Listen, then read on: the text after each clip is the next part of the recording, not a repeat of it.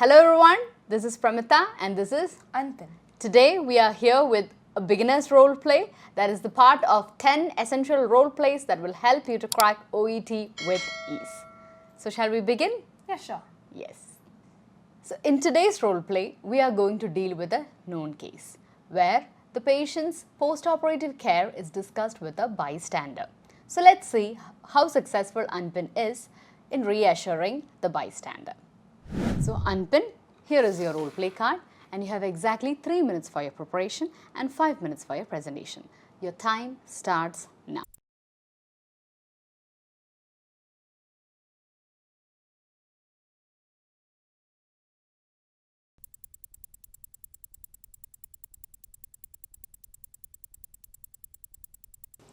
Good morning, Miss Susan. Good morning. I'm Anpan John and I'm one of the registered nurses working in this pediatrics ward, and I will be the assigned nurse for Michael today. So how is Michael? Nurse, Michael is not very well. He is not very alert. I feel like he's having a fever and he's finding it very difficult to swallow fluid. I think so he's having some health issues, nurse. Okay, Miss Susan, I can understand that you're worried, but Michael is recovering quite well. Okay, and there is a high chance to get infections if he stays in this hospital. So it is better that you take care of him at his home. Is that okay with you? Nurse, I will not be able to take care of Michael like you. You are a health professional. I can understand that you're insecure about taking care of your own child, Miss Susan, but you'll be able to take care of your child after the instructions we give you. We will give you a detailed instruction of the medicines that Michael requires, the food habits that he should follow, and all other details regarding his recovery. So you'll be able to take care of him quite well on your own. So don't worry about that. So first of all, I want to explain about the medicines.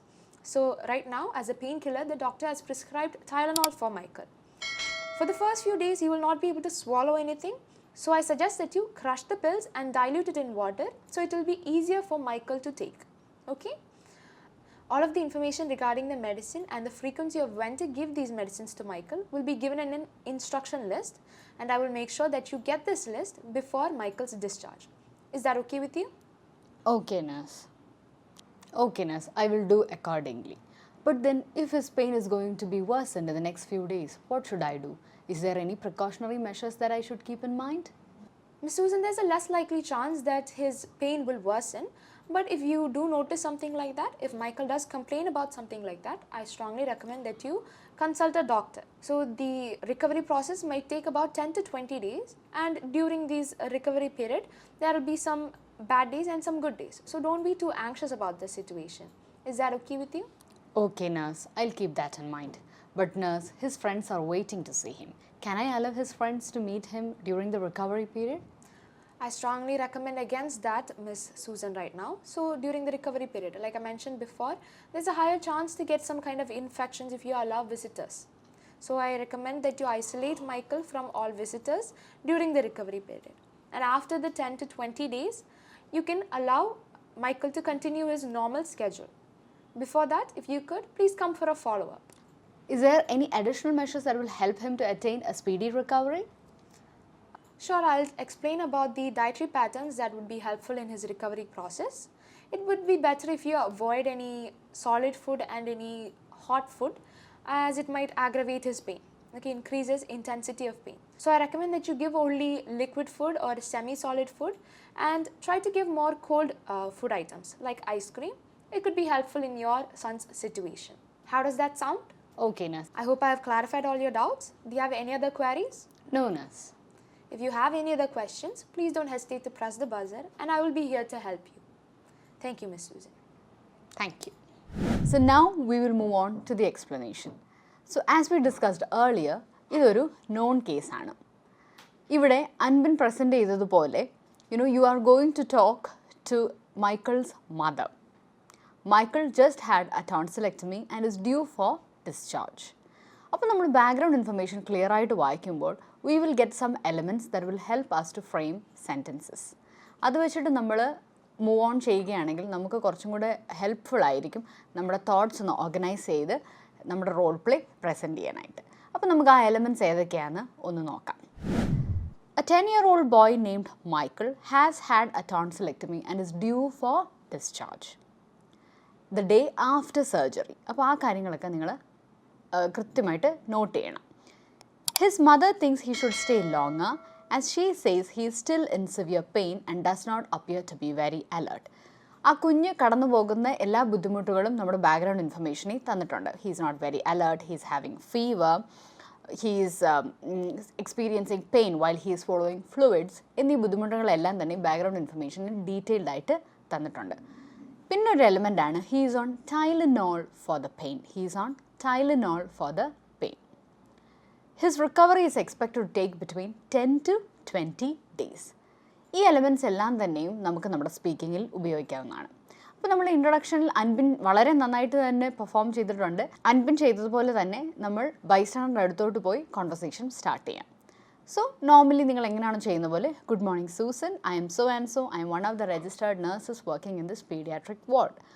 I am the assigned nurse for Michael today. How is Michael feeling now? കാരണം tonsillectomy കഴിഞ്ഞതുകൊണ്ട് നമുക്ക് ചോദിക്കാം how is he feeling now?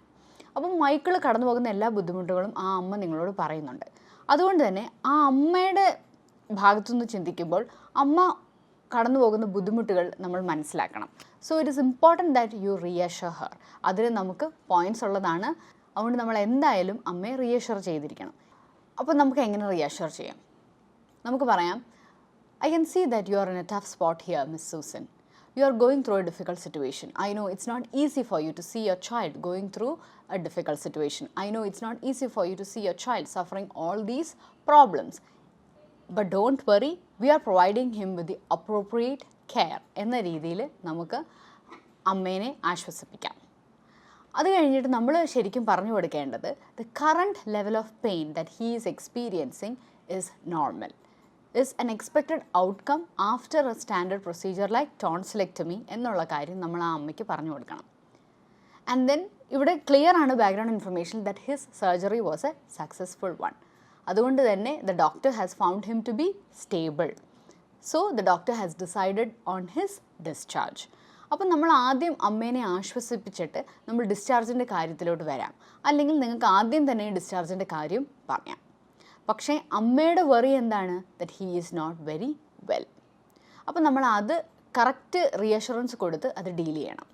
അപ്പോൾ നമ്മൾ ആദ്യം അമ്മേനെ നല്ലോണം ആശ്വസിച്ചിട്ട് പറയാം, in fact miss Susan, the doctor has found him to be stable and he has decided on his discharge. How does that sound? അത് ഉറപ്പായിട്ടും അമ്മ ഹാപ്പി അല്ല. കാരണം എന്താണ്? Already he is having lot of pain, he is having fever, he is not very alert. ഈ problems എല്ലാം തന്നെ അമ്മ നമ്മളോട് നേരത്തെ പറഞ്ഞിരുന്നു.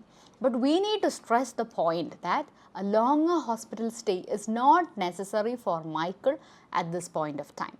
എന്തുകൊണ്ടാണ് മൈക്കിളിന് a longer hospital stay വേണ്ടാത്തത്? കാരണം tonsillectomy കഴിഞ്ഞുകൊണ്ട് his immunity is really low.